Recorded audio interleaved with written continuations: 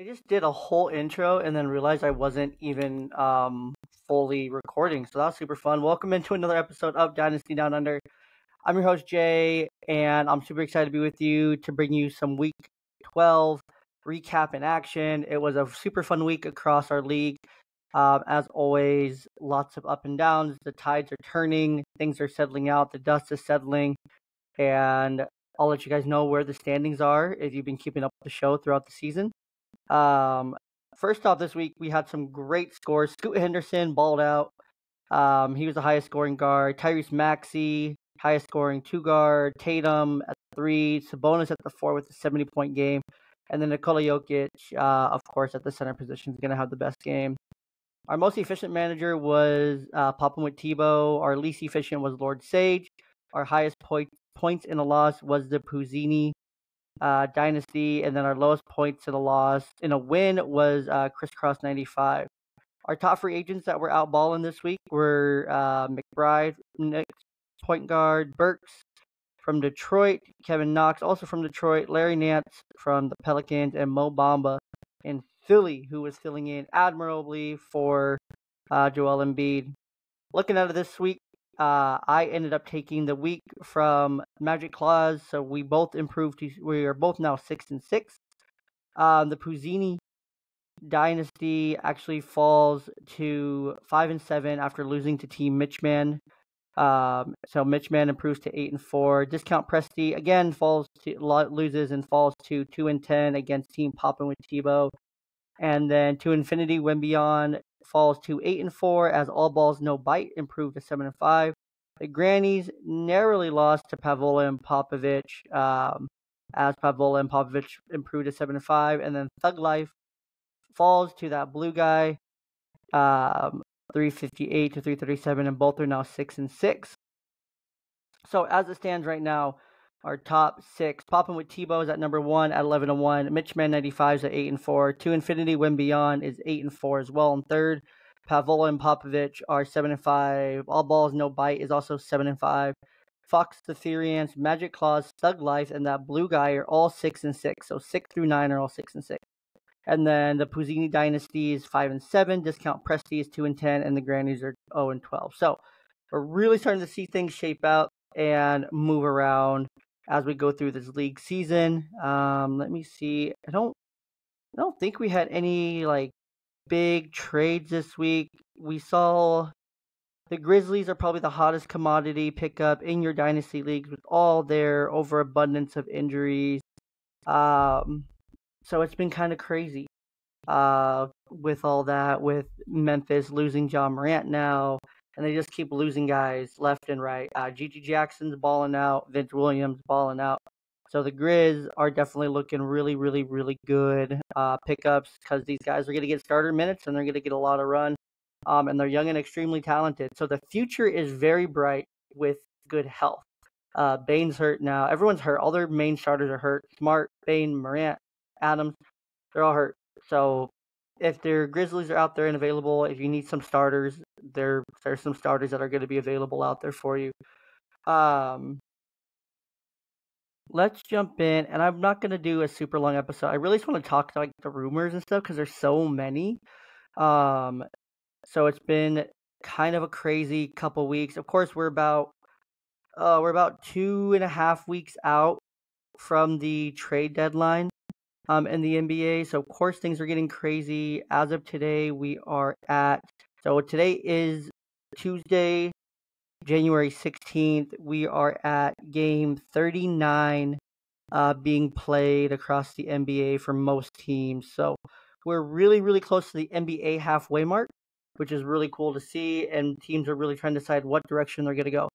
So, this week, let's start here. It was kind of a crazy week for the Warriors as the last couple weeks have been crazy. Kuminga and Moody both come out. We don't trust Kerr. We're never going to develop here.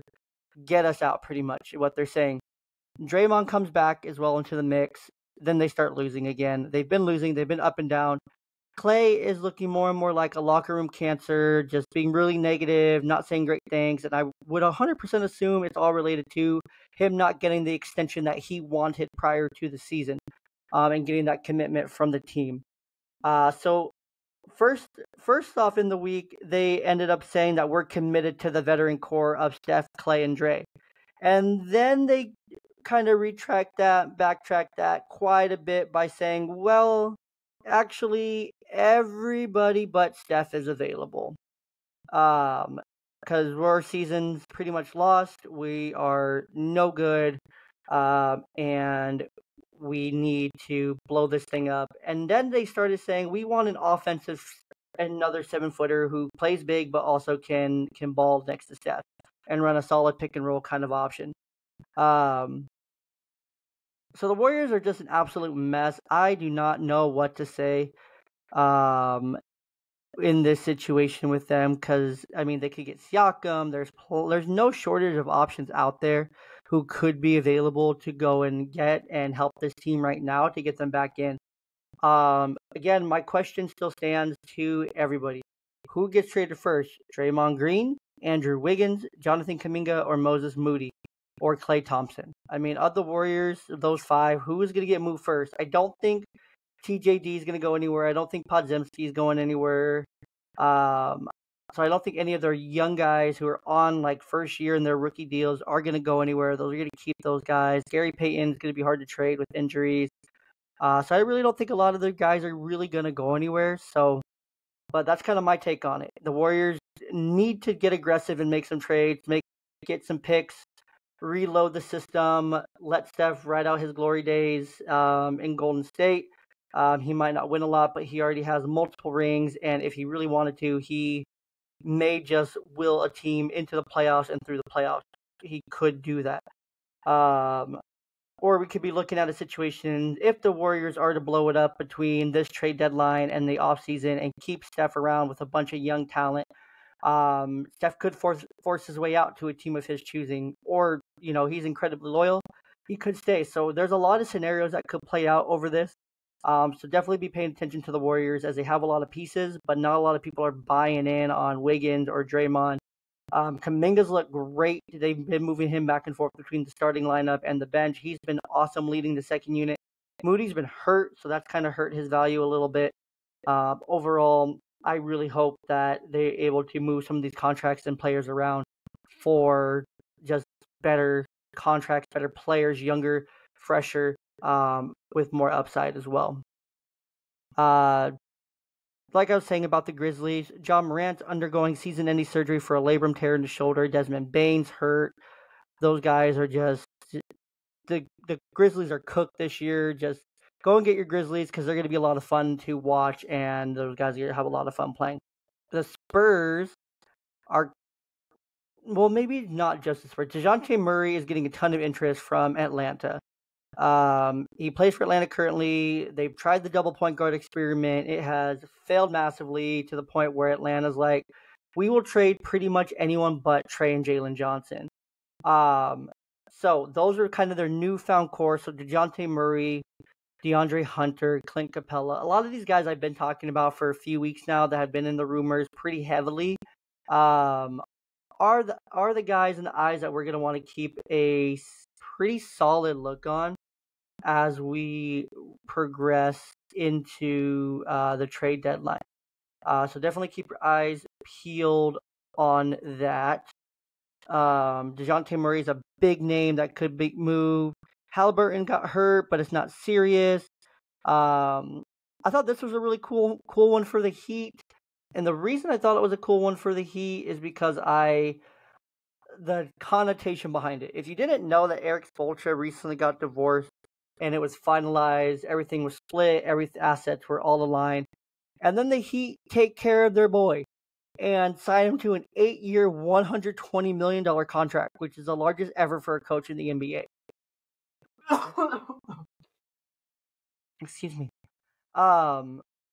It's the largest ever for a coach in the NBA, and I just thought it was absolutely hilarious. If that's true, I have not vetted it or looked deeply into it at this time, but that's kind of where we're at.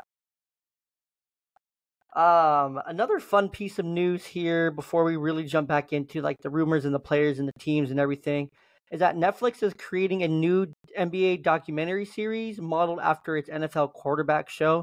The 5 players that are going to be featured are LeBron James, Jason Tatum, Jimmy Butler, Anthony Edwards, and Domantas Sabonis. So I think that's super cool. Of course, with Sabonis, you have legacy ties. With Ant, you have the Michael Jordan conspiracy. With LeBron, you have arguably top 3 greatest all time. Tatum, one of the biggest and brightest stars in the NBA, and Jimmy Butler, obviously the best personality just in the NBA as a whole. So we love that. We love it so much. Tonight, Joel Embiid returned. He was on the verge of he's about 6 or 7 games away for the rest of the season that he can miss so he doesn't lose out on MVP voting. That would be a huge shock to the MVP voting if he is to miss all those games and not be eligible for the vote. So that's a new rule if you missed it this offseason that the NBA instilled, that if a player misses a certain amount of games, they're not going to qualify for the season award. 6-man, Rookie of the Year, MVP, all these things. They have to meet the criteria and the games played. Hence why they put in so many new things on talk and rest and everything. Let's talk about Toronto for a second, because why not? Because everyone in the NBA is talking about Toronto and Pascal Siakam, and I'm over it. I'm so beyond over it. Pascal Siakam, they had an offer from the Kings, it sounded like about a week ago, around Harrison Barnes, Kevin Huerter, Davion Mitchell, and a first-round pick for Siakam. I thought that was really cool. And then it continues as we go on to he doesn't want to play for the Kings, so he doesn't see that as a long-term fit. And then we're starting to see now today that there's some rumors and connections to the Pacers and wanting to go there, and Buddy Hield, and I want to say Bruce Brown, and some picks are involved in that. So that deal sounds like it's really close to materializing. I think that would be a great spot. I think Hallie would do great having another a real pick and roll option and another option next to Miles Turner there on the wing and at the forward position. I think would do that team really, really well just to load up a little bit more talent around Hallie. Again, if you didn't know, the Grizzlies also lost Marcus Smart to a long-term injury, Desmond Bane to long-term injuries. Bane and Smart are both out like 6 weeks. The Clippers were working on some extensions this last week. Staying in the West here. The Clippers signed Kawhi Leonard to a long-term extension. It was a 3-year, $152.4 million contract extension. So he's going to avoid free agency this offseason, and it's also fully guaranteed, which I think is a mistake. But money talks in basketball. They just got that new arena. If you haven't seen it yet, go ahead and I would head over just to Bleacher Report, click on the NBA tab, and you'll be able to see some of the videos that they're releasing about the Kings' new arena. I thought it was super dope. James Harden is saying that he wants to stay with the Clippers long term. They're wanting to extend Paul George long term and really keep their big 3 together through the twilight of their careers over the next 3 to 5 years. So I think it'll all work out for them. The money's right there. They have it all. I don't see it not happening. If you didn't start Grayson Allen tonight, I'm really sorry. But also talking about the Suns, Kevin Durant did actually come out and say that he's denying the reports that he wants to trade. He doesn't want to be traded. He's denying the rumors about the frustration, about the narrative, pushing back against it, saying, I'm good here. I've got no problems. We good. I'm happy here. He likes the core. He likes the team overall. Things are good. He doesn't want to get traded. I'm not frustrated because Brad was injured. I wasn't frustrated because of the role players on the team. That shit really was ignorant to me, you know what I'm saying? It's like, yeah, we lose a game. You think I'm supposed to be happy after we lose a game. You know what I'm saying. I'm not frustrated with the whole situation. I may be frustrated at the moment at a bad play or a tough stretch, but I enjoy the grind. The Suns are right now, I believe, I want to say they're in line for a play-in spot. They beat the Kings tonight to improve to 22-18. which, yeah, they're in full grasp of the 8 seed right now. Only a game and a half out of the 5-6 seeds, with Dallas and the Pelicans, and they're only one game behind the Kings as well in that mix. Um, so kind of watch out for the Suns as they get healthy and stay healthy. They've also kind of been the subject of some roasting. Nurkic is apparently wanting to sue Draymond for what happened. Shaq's roasting him, calling him soft. Like, come on, it's not what big men do. We're tougher. We're better than that. Kind of getting after him quite a bit on that. I thought that was interesting. I don't think he should sue. That's my take. Like, it happened. He already suspended. He got in trouble. Let it rest. Move on. Like, your athlete. Things happen. Like, move on. Don't be soft. Come on. Let's go. No way am I defending Draymond Green, but also at the same time, it's not good for the game. It's not good for big men. It's not good for the legacy of big man. It makes Nurkic look like a really bad target, paints him in a negative light, and also just paints Draymond even worse light, to try to get him like out of the league or suspended because of the charges. So it's just rough. It's ugly. The NBA is preparing this offseason to move to a 2-day draft. The first round would be on June 26th. The second round would be on June 27th. So you would want to line up your rookie drafts to be probably June 28th, 29th. Once the excitement is all built, contracts are signed, picks are swapped. I get really excited for rookie drafts, as most do, because it really does help carry you through into the next season. We already talked about the Warriors. DeJounte Murray has a crazy market. The Lakers, the Spurs, all sorts of people, all sorts of teams. LaMelo Ball's back. Just wanted to touch on that. The Mavericks are really eyeing Pascal Siakam as well.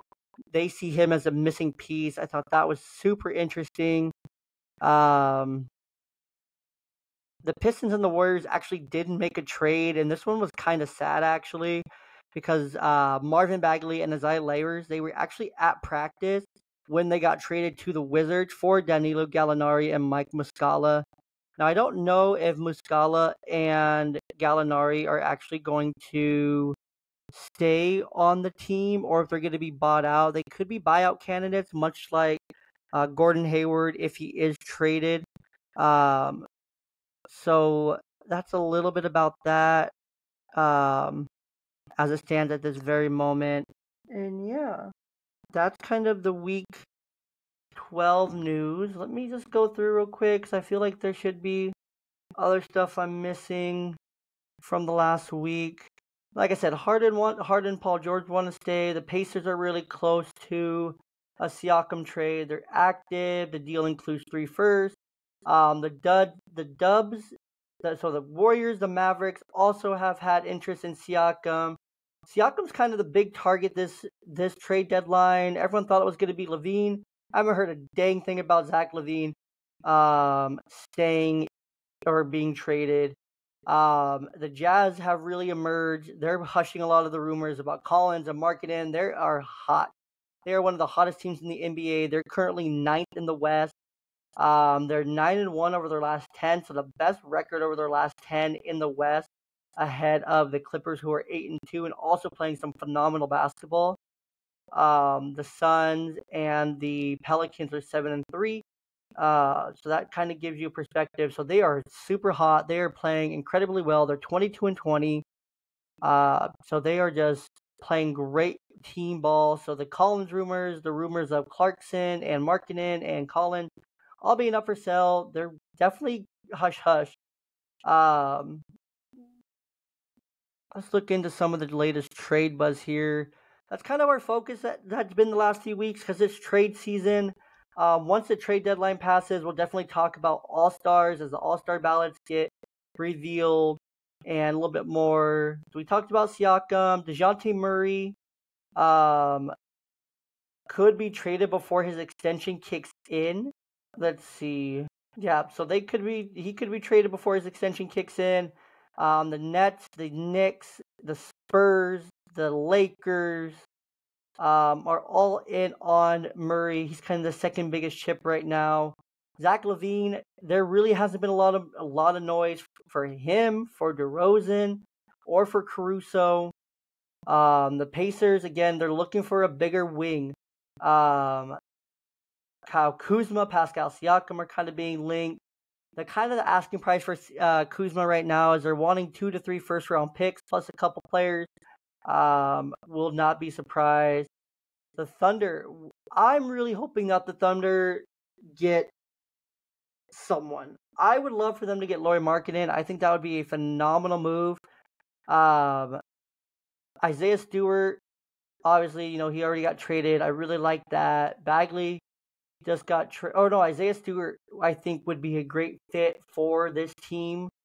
Another big to let Chet run at the 4, Jalen Williams at the 3, Giddey at the 1-2 with SGA. I think would be a really good combo. An investment like Siakam now would mean not paying someone else later. So it would definitely have a lot of connotations. But I think Isaiah Stewart would be the perfect fit here. I think he'd be really good, and they could definitely use one. And it would definitely make sense if they trade like an Osme Dieng or a Trey Mann.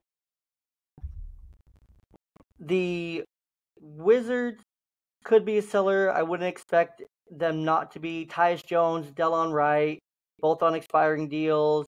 Wright, I think Tyus Jones, I would love to see him on the Spurs with Wemby. Just really help him out there. Gafford has 2 more seasons at $14 million a year. They're getting kind of greedy with that and the value. McDermott, or the Spurs could also look to trading like C.D. Osman, Doug McDermott. Devontae Graham could also be moved. The Spurs need a point guard to go with everyone. The Blazers, they have way too much. They believe that the Blazers have too much payroll committed next year for a rebuilding team, which could lead to a Malcolm Brogdon or Grant trade. So again, those guys have been expected all season. Jeremy Grant, Malcolm Brogdon could be on the move. Other names, Detroit could move veterans like Bojan Bogdanovic. They said they won't. Joe Harris, Alec Burks. And the Hornets are expected to make just about anyone except for like LaMelo, Brandon Miller, and Mark Williams available. Which leads to kind of thinking that the rest of the NBA is buying. The Suns are buying. The Wizards are selling. The Timberwolves could look to bring back Jones to Minnesota as a backup. The Sixers need a playmaking guard. Malcolm Brogdon or someone. The Rockets could be looking for a backup big. They could target Nick Richards of the Hornets, Gafford of the Wizards. New Orleans Pelicans, they're going to try to convince a team to take on Kira Lua Jr. salary. They could also look to move someone like Larry Nance Jr. in draft compensation. Also try to go get Nick Richards or Gafford. And hopefully get Zion healthy. Also, there's a lot going on. If you pay attention to like social media and X, Zion has a whole conspiracy going on right now while we're talking about the Pelicans. That he got an adult star pregnant. It's a whole thing. There's a lot of circulating details, but I figured I'd just bring that up because why not? I can. The Clippers could use like a PJ Tucker, or could use another power forward or someone to allow for Harden, George, and Kawhi to play the 1, 2, and 3, while Thais runs the 5. PJ Tucker and Bones Highland would be their bait. The Celtics, of course, they've been looking to fill out their bench a little bit more with some more established role players. The Bucks, of course, the Nuggets, also looking for some established role players. Brooklyn's kind of in between. Could they be looking to sell a guy like Nick Claxton? He could be hoping for a sign and trade. He's not eligible for an extension. And of course, the Kings and the Mavericks are also expected to be buyers versus sellers and hope to booster their wing option. So the teams that I'm really looking at that need to make a move are some of these fringe teams who need to really be able to set themselves apart. In the East, it's painstakingly obvious. The Celtics, the Bucks, the Sixers. Those are the cream of the crop, the creme de la creamy. the Cavs, the Heat, the Pacers, and the Knicks. The Knicks just did a trade for OG Anunoby. They should definitely get back up into that top 6 out of the play-in spot. The Cavs have been playing good basketball. They're not really looking to trade anybody right now. So those 4 teams in the East, I think definitely need to look toward the West, because I don't think anyone in the East is going to want to trade within the East, keep it in-house, outside of maybe the Pistons, the Wizards, and the Hornets, and the Raptors, of course, and the Hawks. I don't see any of those teams making like significant moves. The Hornets are 1-9 in their last 10. The Pistons and the Wizards are 2-8. The Raptors are 3-7. The Nets are 2-8 in their last 10. The Hawks are 4-6 in their last 10. The Magic are 4-6. The Bulls are 5-5. So all these teams, the Magic, the Bulls, and the Nets, and the Hawks, and the Raptors, it's hard not to group those group of teams together, because they should all kind of be competing for the 8, 9, 10 spot, those 5 teams for 3 playoff spot. And I really think the top 7 in the East is the top 7. Just you're going to flip 4 through 7 a lot. I think it's going to be Celtics, Bucks, Sixers in some order at the top without a doubt. The Cavs, the Heat, the Pacers, Knicks are going to be your next group, fighting for 4 through 7, and then 8, 9, 10 comes down to the Magic, Bulls, Nets, Hawks, Nets, Hawks, possibly the Raptors as well. So don't count them out, even though they're trading some key pieces. So definitely look for those teams to maybe make some auxiliary moves, or to be buyers, or maybe to sell some pieces and just tank a little bit, and just get some losses and try to develop their young talent. Kind of looking over in the West, the Timberwolves, the Thunder, the Nuggets, the Clippers. I would say those are probably the top 4, barring injury. I see those guys, those 4 teams, as like the top 4 teams in the West. The Mavericks, the Pelicans, the Kings, the Suns. I really just see the Kings and the Mavericks here as 5 and 6. I don't think the Pelicans don't have enough right now without another move to stay at that top 6, within that, right around that 6. I think the Kings are just a much better team. They're 5 and 5 with their last 10, so they've hit a little bit of a rough patch. But I definitely expect the Kings to get back up into the 4, 5, 6. So those 4 teams, I definitely think will add pieces.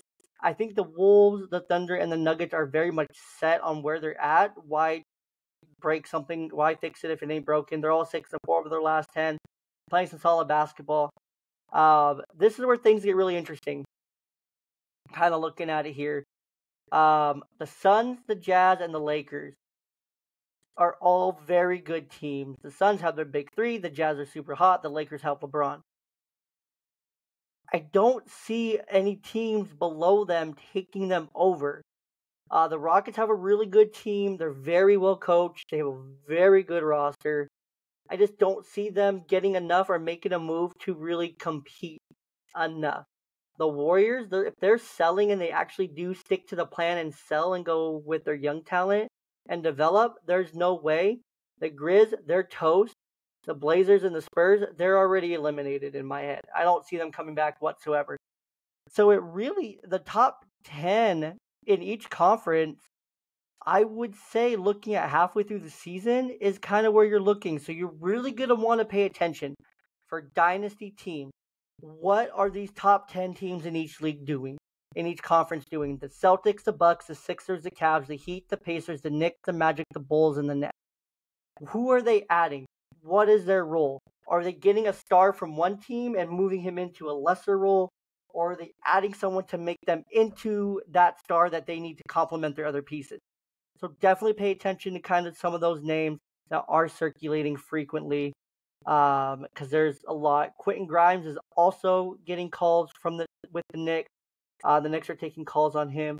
So there's just a lot of names being thrown around. But of course, you keep hearing Pascal Siakam, Zach LaVine.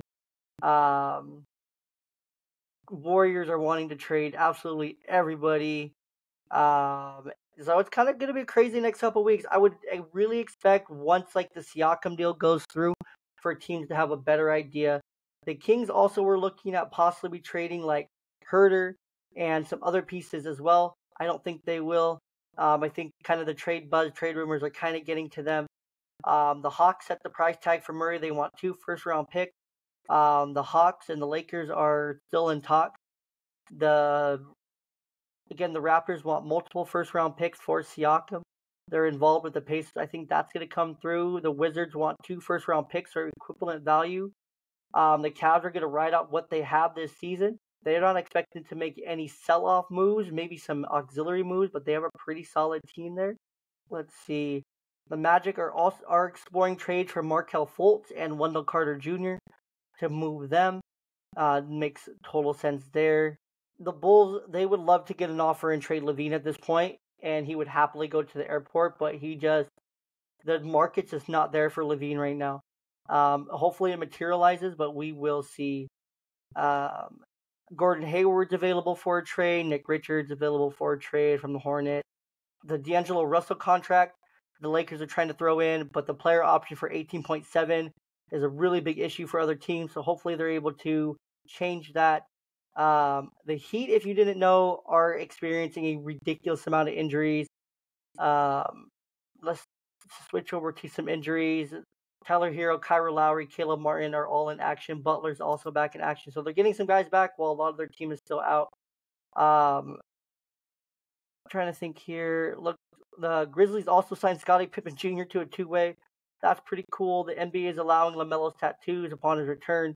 Yeah, it's the same names that are being mentioned. So we'll really see what happens. The Nets want an equivalent of 2 first-rounders for Dorian Finney-Smith.